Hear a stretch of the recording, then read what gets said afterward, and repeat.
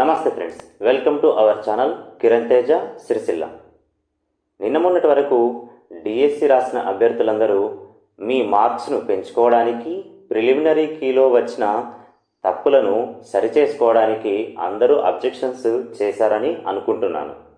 అయితే మనకు జాబ్ రావాలి అనంటే మార్కులు రావడమే కాకుండా మనం కావలసిన విద్యార్హత కలిగి ఉన్నామో లేదో మనం ప్రూవ్ చేసుకోవాలి. ఇది ఎప్పుడు ప్రూవ్ చేసుకోవాలి అని అంటే మనల్ని సర్టిఫికేట్ వెరిఫికేషన్లో పిలుస్తారు. ఈ సర్టిఫికేట్ వెరిఫికేషన్లో మనకు కావలసిన ఎడ్యుకేషనల్ క్వాలిఫికేషన్ మరియు ప్రొఫెషనల్ క్వాలిఫికేషన్ మనం కలిగి ఉన్నామా లేదా అని మనం కొన్ని సర్టిఫికేట్స్ని అక్కడ చూపించాల్సి వస్తుంది. అయితే ఈ సర్టిఫికేట్స్ ఏమేమి అవసరము, అవి దేనికి ఉపయోగపడతాయి, ఏ సర్టిఫికేట్ దేనిగా చూస్తారు అంటే బర్త్ సర్టిఫికేట్ అంటే ఏంటి, ఎస్ఎస్సి మెమోను దేనిలాగా అంటే దేనికి ట్రీట్ చేస్తారు, నేటివ్ సర్టిఫికేట్ ఏ విధంగా తీసుకోవాలి, అంటే మనకు నేటివ్ సర్టిఫికేట్ లేకపోతే ఏ సర్టిఫికేట్స్ అవసరము అనే అన్ని అంశాలను ఈ వీడియోలో ఒకసారి చూద్దాం. మన అప్లికేషన్ సమయంలో మనం ఇచ్చిన ఎడ్యుకేషన్ క్వాలిఫికేషన్ను నెక్స్ట్ సర్టిఫికేట్ వెరిఫికేషన్లో దానికి సంబంధించిన సర్టిఫికేట్స్ను చూపించుకొని నేను ఆ విద్యార్హతను కలిగి ఉన్నానని చూపించాల్సి వస్తుంది. అలాగే ప్రొఫెషనల్ క్వాలిఫికేషన్కి సంబంధించిన సర్టిఫికేట్స్ బిఎడ్ వాళ్ళు ఇటు డిఎడ్ వాళ్ళు ఆ సర్టిఫికేట్స్ని సమర్పించాల్సి వస్తుంది. అయితే ఆ సర్టిఫికేట్స్ ఏ విధంగా ఉంటాయి, ఒకసారి ఆ సర్టిఫికేట్స్ మనల్ని ఏమేమి అడుగుతారు అనేది ఒక లిస్ట్ ద్వారా మనం చూద్దాం. అయితే సర్టిఫికేట్ వెరిఫికేషన్కు కావాల్సిన సర్టిఫికేట్స్ ఏమేమి అవసరము అనేటివి ఒక ఆర్డర్ వైజ్ మనం చూద్దాం. First of all checklist అండి. చెక్ లిస్ట్ అయితే మనకి బేసిక్ ఇన్ఫర్మేషన్ డేటా అనేది తెలుపుతుంది. ఒక క్యాండిడేట్కి సంబంధించిన బేసిక్ ఇన్ఫర్మేషన్ డేటా, ఈ అభ్యర్థి పేరేంటి, ఈ అభ్యర్థి యొక్క విద్యార్హత ఏంటి, ఈ అభ్యర్థి యొక్క డేట్ ఆఫ్ బర్త్ ఏంటి, వీళ్ళ మదర్ ఫాదర్ నేమ్, ఇట్లా స్టార్టింగ్ నుంచి మనకు విద్యార్హత మరియు ప్రొఫెషనల్ క్వాలిఫికేషన్తో సహా లాస్ట్ ఇతను ఏ డిస్ట్రిక్ట్కి సంబంధించిన వాడు, ఏ నేటివ్ ప్లేస్ అనేది అన్నీ ఈ బేసిక్ ఇన్ఫర్మేషన్ డేటా మనం ప్రొవైడ్ చేయవలసి ఉంటుంది. ఆ తర్వాత సబ్మిటెడ్ అప్లికేషన్ అంటే మనం డిఎస్సి రాయడానికి మనం అప్లై చేసిన అప్లికేషన్. ఈ అప్లికేషన్ మరియు hall ticket and checklist ఇవన్నీ కూడా మనం వెబ్సైట్ నుంచి సర్టిఫికేట్ వెరిఫికేషన్ టైంలో మనకి మళ్ళీ అవి డౌన్లోడ్ చేసుకోవడానికి అవకాశం ఇస్తారు. అప్పుడు మాత్రం మనం డౌన్లోడ్ చేసుకోవచ్చు. ఒకవేళ ఎవరి దగ్గరనైనా హాల్ టికెట్ మిస్ అయినా, మనం అప్లై చేసిన అప్లికేషన్ మిస్ అయినా కూడా మనం టెన్షన్ పడాల్సిన అవసరం అయితే లేదు. మళ్ళీ వెబ్సైట్ నుంచి డౌన్లోడ్ చేసుకునే ఛాన్స్ అయితే మనకు ఉంటుంది. ఆ తర్వాత ఇవి మాత్రం మన దగ్గర ఖచ్చితంగా ఉండాల్సిందే. ఏంటంటే date of birth certificate. Date of birth certificate అంటే మనకు డేట్ ఆఫ్ బర్త్ సర్టిఫికేట్ అనేది ఒకటి హాస్పిటల్లో ఇస్తారు. హాస్పిటల్లో ఇచ్చింది మనకు డేట్ ఆఫ్ బర్త్ సర్టిఫికేట్ అవుతుంది. లేదు, మన దగ్గర చాలామంది దగ్గర హాస్పిటల్ నుంచి ప్రొవైడ్ చేసిన డేట్ ఆఫ్ బర్త్ సర్టిఫికేట్ ఉండకపోవచ్చు. దానికి బదులుగా మనల్ని ఎస్ఎస్సి మెమోని అడుగుతారు. ఎస్ఎస్సి మెమోని కూడా మన ఏజ్ డిసైడ్ చేయడానికి ఉపయోగపడుతుంది. అలాగే మన ఎడ్యుకేషనల్ క్వాలిఫికేషన్కి ప్రూవ్ చేసుకోవడానికి కూడా దీన్ని యూజ్ చేసుకోవచ్చు. ఆ తర్వాత మనకి కావాల్సినవి స్టడీ సర్టిఫికేట్స్ అన్న బోనఫైడ్ సర్టిఫికేట్స్ అన్న ఒకటే. అయితే ఇవి మనకి ఫస్ట్ క్లాస్ నుంచి 10th క్లాస్ వరకు మనం సబ్మిట్ చేయాల్సి వస్తుంది. ఖచ్చితంగా ఫస్ట్ క్లాస్ నుంచి 10th క్లాస్ వరకు బోనఫైడ్స్ ఉండవలసిందే. ఒకవేళ మీకు ఆ స్టడీ సర్టిఫికేట్స్ లేకపోతే అనంటే కొందరు వాళ్ళు చదివిన స్కూల్స్ మూతపడి ఉండొచ్చు, లేదా ప్రైవేట్ స్కూల్స్ అవి ఇప్పుడు కనుమరుగై ఉండవచ్చు. లేదు అనంటే మన దగ్గర ఆ సర్టిఫికేట్స్ అసలు లేకపోవచ్చు. ఇలాంటి వాళ్ళందరూ ఎంఆర్ఓ ఆఫీస్ నుంచి నేటివ్ సర్టిఫికేట్ ఆర్ రెసిడెన్షియల్ సర్టిఫికేట్ని పొందవచ్చు.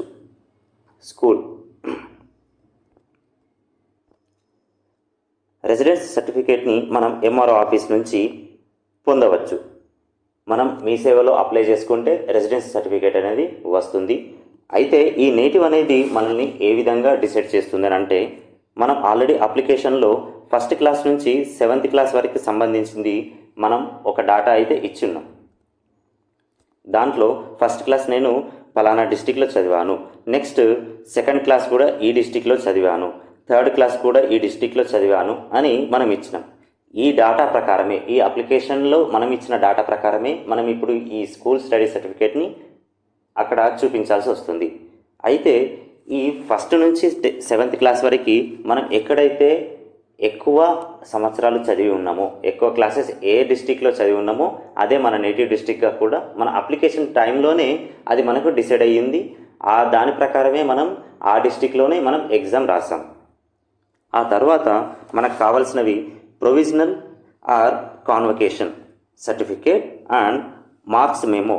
అయితే ఈ ప్రొవిజనల్ కాన్వకేషన్ సర్టిఫికేట్ అనేది డిగ్రీ వాళ్ళకైతే ఉంటుంది.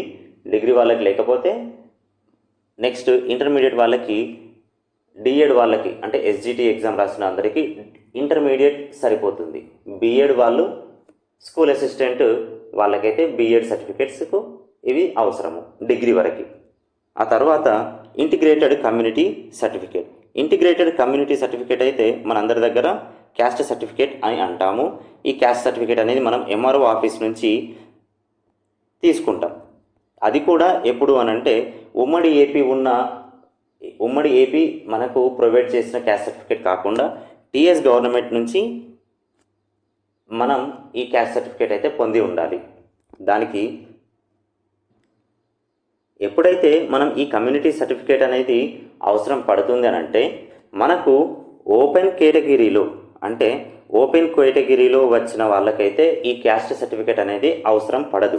కానీ ఇది రిజర్వేషన్ కేటగిరీ అంటే బీసీ, ఏ టు ఈ లేదా ఎస్సీ, ఎస్టీ వాళ్ళకి కానీ వీళ్ళందరికీ మాత్రం ఖచ్చితంగా క్యాస్ట్ సర్టిఫికేట్ అనేది అవసరం పడుతుంది. ఓపెన్ కేటగిరీలో సెలెక్ట్ అయ్యే వాళ్ళకి మాత్రం ఈ క్యాస్ట్ సర్టిఫికేట్ అనేది అవసరం పడదు. Next non creamy layer certificate. ఈ నాన్ క్రిమిలేయర్ సర్టిఫికేట్ అయితే ఖచ్చితంగా బీసీ కమ్యూనిటీ క్యాండిడేట్స్కి మాత్రమే అవసరము. అంటే ఎస్సీ, ఎస్టీ వాళ్లకు ఇది అవసరం లేదు. ఎవరైతే ఓపెన్ కేటగిరీలో ఉద్యోగం సంపాదిస్తారో వాళ్ళకి మాత్రం క్యాస్ట్ సర్టిఫికేట్ అవసరం పడదు. కానీ నెక్స్ట్ బీసీ కేటగిరీలో జాబ్ వచ్చే అవకాశం ఉంటే వాళ్ళకి మాత్రం, బీసీ కమ్యూనిటీ నుంచి వాళ్ళకి మాత్రం ఈ నాన్ క్రిమిలేయర్ సర్టిఫికేట్ అనేది ఎంఆర్ఓ ఆఫీస్ నుంచి మనం ఖచ్చితంగా తీసుకోవాల్సి వస్తుంది. అయితే ఇది ఓబీసీ సర్టిఫికేట్ ఉన్న వాళ్ళకి మాత్రం పనికిరాదు. వాళ్లకు నాన్ క్రిమిలేయర్ సర్టిఫికేట్ అనేది ఇవ్వరు. కేవలం మన టీఎస్ గవర్నమెంట్ ప్రొవైడ్ చేసిన బీసీ కమ్యూనిటీ సర్టిఫికేట్ వాళ్ళకు మాత్రమే అవసరం పడుతుంది. దీన్ని మీరు ఎంఆర్ఓ ఆఫీస్ నుంచి తీసుకోవాల్సి ఉంటుంది. నెక్స్ట్ ఏజ్ రిలాక్సేషన్ సంబంధించిన సర్టిఫికేట్ అండి. ఏజ్ రిలాక్సేషన్ కొంతమంది అభ్యర్థులైతే ఖచ్చితంగా పొంది ఉన్నారు. అలాంటి వాళ్ళు కూడా మనకి ఎగ్జామ్ రాసి ఉన్నారు. కాబట్టి ఏజ్ రిలాక్సేషన్ అనేది ఫస్ట్ థింగ్ సర్వీస్ సర్టిఫికేట్గా మనము సంబంధిత గవర్నమెంట్ నుంచి డిపార్ట్మెంట్ నుంచి మనము వాళ్ళకి చూపించాల్సి వస్తుంది.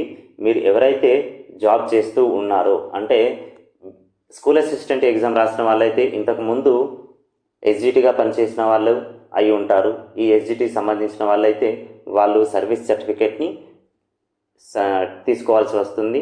లేదా నెక్స్ట్ ఎక్స్ సర్వీస్ మెన్ కానీ ఎన్సిసి ఇన్స్ట్రక్టర్గా చేసిన వాళ్ళైనా కూడా వీళ్ళందరూ కూడా వాళ్ళ సర్వీస్ సర్టిఫికేట్ ద్వారా వాళ్ళ ఏజ్ రిలాక్సేషన్ని ప్రూవ్ చేసుకోవచ్చు. Next NOC from employer or NOC from employer for in service candidates. Already job చేస్తున్న వాళ్ళైతే అని అంటే టీచర్ జాబ్ అంటే ఎస్జిటి లేదా స్కూల్ అసిస్టెంట్ ఈ జాబ్ చేస్తున్న వాళ్ళైనా, లేదా మిగతా డిపార్ట్మెంట్లలో మనకి ఎగ్జామ్ రాసిన వాళ్ళు చాలామంది పంచాయత్ సెక్రటరీలు ఉన్నారు, లేదా కొందరైతే ఎఫ్బిఓ ఫారెస్ట్ బీట్ ఆఫీసర్స్ కూడా మన ఎగ్జామ్స్ రాసి ఉన్నారు. వీళ్లకు ఖచ్చితంగా వాళ్ళ డిపార్ట్మెంట్ నుంచి ఎన్ఓసి అయితే ఖచ్చితంగా అవసరం. అంటే ఎన్ఓసి అంటే నో అబ్జెక్షన్ సర్టిఫికేట్. ఇదైతే మిగతా అందరు అభ్యర్థులకైతే అవసరం లేదు. కేవలం ఆల్రెడీ ఎవరైతే డిపార్ట్మెంట్లో సంబంధిత డిపార్ట్మెంట్లో వాళ్ళు జాబ్ చేస్తున్నారో వాళ్ళు మాత్రమే ప్రొవైడ్ చేయవలసిన సర్టిఫికేట్. అందరికీ ఇదైతే అవసరం లేదు. Last thing, two sets of attestation forms duly send by gazetted officer. అయితే ఒక 2 సెట్ల సంబంధించిన ఇవే మనం ఏమైతే డాక్యుమెంట్స్ సబ్మిట్ చేస్తున్నామో వాటన్నిటి జిరాక్స్ తీసుకొని ఒక 2 సెట్స్ లేదా ఎక్స్ట్రా ఒక సెట్ 3 సెట్స్ అయినా మనం అక్కడ సబ్మిట్ చేయాల్సి వస్తుంది. అది గెజిటెడ్ ఆఫీసర్తో సైన్ చేయించిందై ఉండాలి. ఇంకా ఏమైనా any other relevant documents in pursuance of నోటిఫికేషన్లో ఇంకేమైనా మనకి అవసరం అని అనుకుంటే ఆ డాక్యుమెంట్స్ను కూడా మనం సబ్మిట్ చేయాల్సి వస్తుంది. ఇలా మనం ఈ డాక్యుమెంట్స్ అన్నిటినీ కూడా మనం ఆర్డర్ వైజ్లో మీరు దగ్గర పెట్టుకోండి. ఇప్పుడు రెడీ చేసుకుంటే నెక్స్ట్ సర్టిఫికేట్ వెరిఫికేషన్కి పిలిచినప్పుడు మనం తొందరపడకుండా కామ్గా వెళ్ళి మన సర్టిఫికేట్ వెరిఫికేషన్ పూర్తి చేసుకోవచ్చు. అయితే మనకు జాబ్ రావడానికి కేవలం మార్క్సే కాకుండా ఈ సర్టిఫికేట్స్ కూడా చాలా అవసరం అండి. ఈ సర్టిఫికేట్స్ అనేటివే మన విద్యార్హతను ప్రూవ్ చేస్తాయి. మన ఏజ్ రిలాక్సేషన్ని కానీ, మన సర్వీస్ సర్టిఫికేట్స్ కానీ, నెక్స్ట్ స్టడీ సర్టిఫికేట్స్ కానీ, మన నేటివ్ సర్టిఫికేట్స్ కానీ ఇవన్నీ కూడా మనం ఉద్యోగం పొందడానికి ఖచ్చితంగా అవసరమైనవి.